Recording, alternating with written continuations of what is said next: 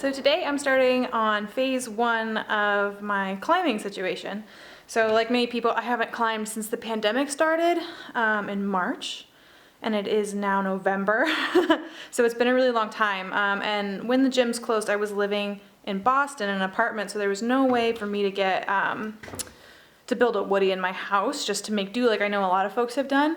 But now that we've moved to Maine and we have a lot more space, we have really big plans to build a lot of climbing on the property, especially since there's no gyms in the area.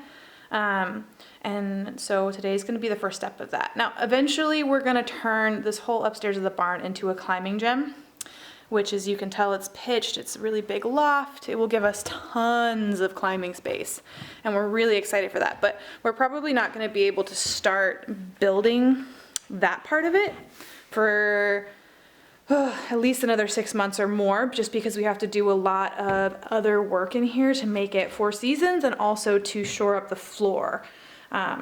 So in the meantime, I'm going to be building just a small woodie in the bottom part of the barn in the garage just to make do. So let's go down and check that out. Okay, so this is the downstairs of the barn where we're gonna do building. And when we're thinking about where we wanna build, we've got a few things to keep in mind. The first is level, because these floors are over 100 years old probably, and are not level. So initially I thought this might be a good spot to put it, because it's 8 feet there, so that's like this standard plywood width.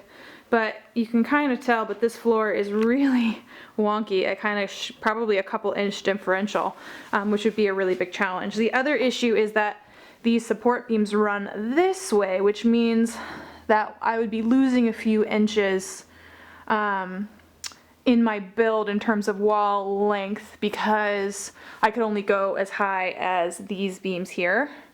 Whereas if we positioned it the other way, I might be able to get a couple more inches by going all the way up to the base of the floor. So because of that, we decided we're gonna just suck it up and block out this window and put it here, because the ceiling height is a little bit bigger, and then we can situate the top of the wall a little bit higher under these floorboards. The floor on the bottom here is also a little bit more level. It's not as strong. The boards underneath this floor are a little bit more sketchy, but we figured that since we're really going to be putting the framing on the outside and we're going to be putting mats down over it, it's not going to be so bad. Of course, the downside is that we're losing this window, but I think that that's not a bad trade-off, to be honest, for a couple extra feet of climbing. You can see too in this barn we've started working on the upstairs, so we have shored up this floor, so now it's all stable up there with these new support beams. So we're well underway up there. It's just going to be a long time before we can start putting in the walls. So I wish I had filmed this process because it was really cool, but I promise I'll film some of the other stuff that we do up there in terms of making the floor more level, insulating, and building up the walls. So I'll be better about that in the future. Okay, so phase 1 is just clearing out all of the crap behind me. All right, so it is all cleaned and ready to go. So I measured this wall height, and what I can get away with is probably about a 10.5 foot wall at about a 40-degree angle with a kicker. I think that that's going to be the maximum wall length that I can get without going too crazy on the angle, although 40 degrees is a little bit nuts. So we'll see how we do. The plan is to just build out the frame on the floor and then kind of stand it up. So let's get going.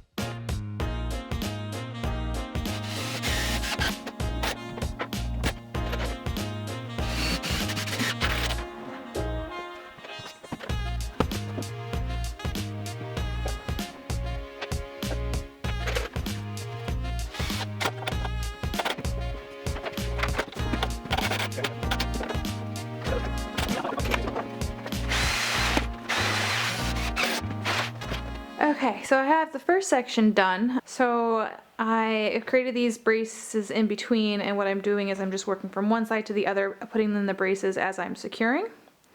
So only that first section there is all screwed down. I had to take a pause to go pick up more screws. I thought I had enough, but I didn't. So also screws are a lot more expensive than I thought they would be. So then I made some tea and got warmer clothes because it is starting to get cold. So we'll just keep plowing on.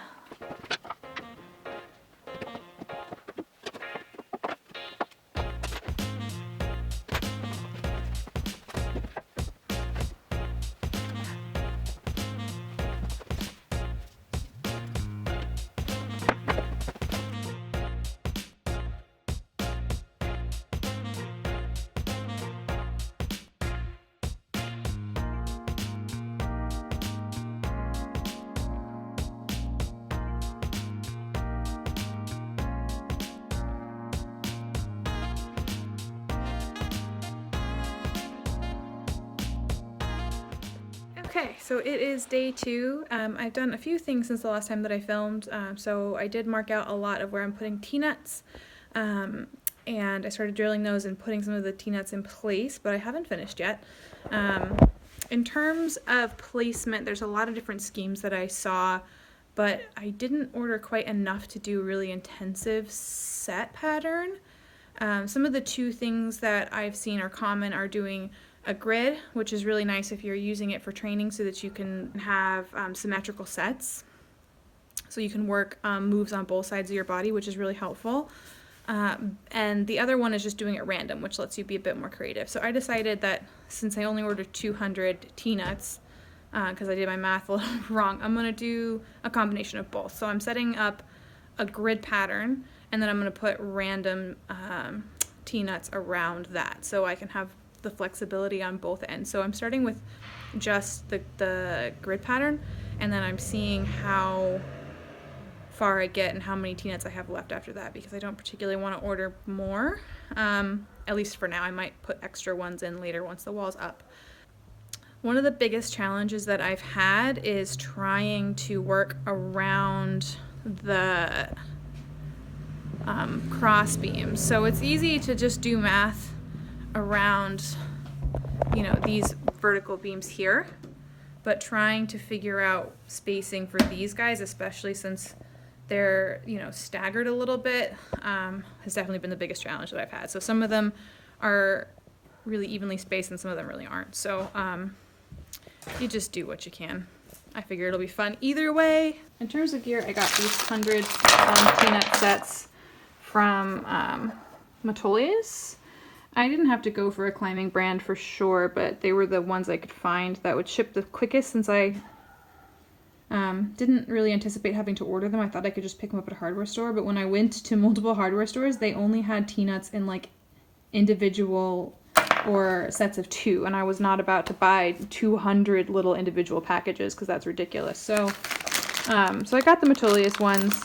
Something to plan for when you're building, if you're planning on just going to a hardware store on a weekend and buying T-nuts, is you might not be able to find large amounts. For drilling, I've seen a lot of stuff on the internet about drill bit size. I am using, some say to use a 1/2 inch drill bit. But I read a lot of things on forums saying that it creates a lot of mess around the bolts and can create some wiggliness. So I ended up doing something else. I think it's a 7/16 drill bit. It's a little bit less than 1/2 inch. And that's perfect. So the T-nuts, when I push them in, don't fit right, but when I hammer them in, they're nice and snug. So I think that that's probably the best way to go. The other thing that I'm doing that was recommended on some of the Reddit forums was to put a little bit of Gorilla Glue around, which can help prevent the T-nuts from spinning. So I don't know how much of a difference it makes, but I figured, you know, why the hell not? So.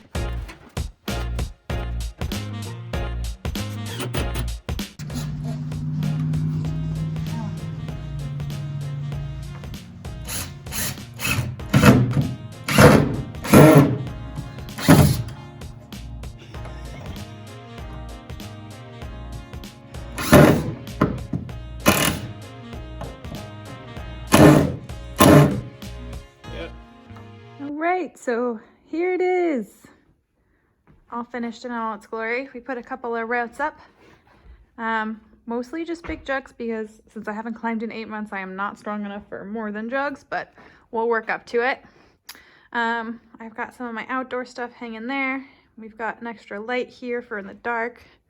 And we've got some other things in this barn, which we've cleaned up a little bit to help us with our training. So we've got squat rack and all that equipment. And then I have a bike, my bike set up here on a trainer as well.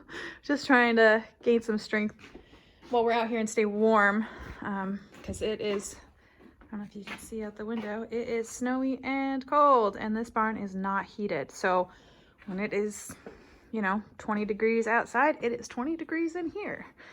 So being on the bike for a bit can help me warm up, and I've had to climb with gloves a few times because my fingers get too cold, but when it's all jugs, it doesn't really matter. But overall, it was a lot easier than I thought it was going to be. And I am super pleased with it. It looks beautiful, and it is, I've been having so much fun so far. But I will say that the one thing that I would change is not doing the Gorilla Glue. Because I probably can't see, but in some of these, let's see if I can. The Gorilla Glue has seeped forward, and then once it's cold and hard, it is really hard to unobstruct it, and you have to like take a chisel, and it's kind of more of a pain than it's worth, I think. So whoever made that recommendation, I'm kind of sad that I did that, but otherwise it's okay. Just maybe for people who are seeing this and thinking that's a good idea, maybe that would only be a good one if you have to repair a spinning bolt. But yeah, so that's a wrap.